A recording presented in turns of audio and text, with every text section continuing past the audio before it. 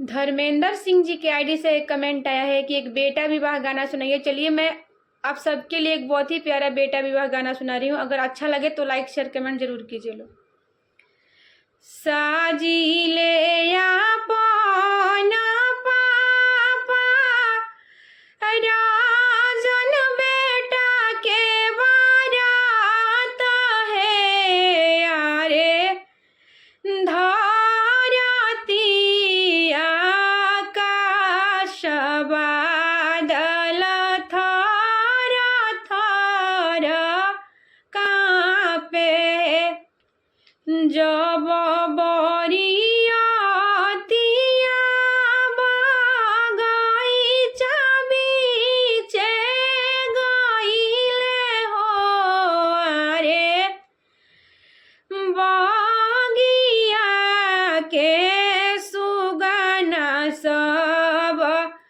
खिलले आकाश है जब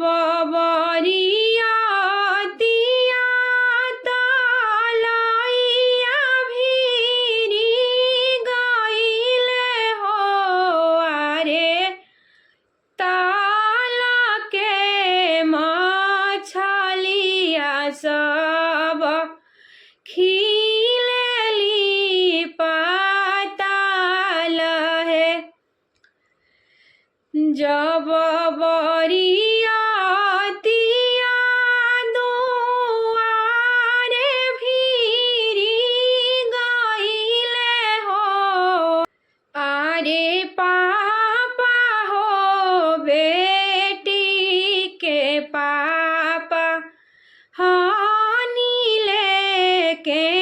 वाड़ हो किया रौरा लूटब समाधि गैया बाछड़ुआ हो अरे किया रौरा लूटब समाधि घरवा दुआर हो नाही हम लूटब समाधि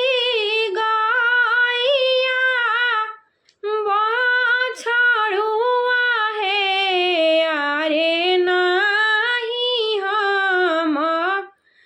लूटब समाधि घरवा दुआर है आंगना में लूटब समाधि समाधि नया पाना है अरे माड़वा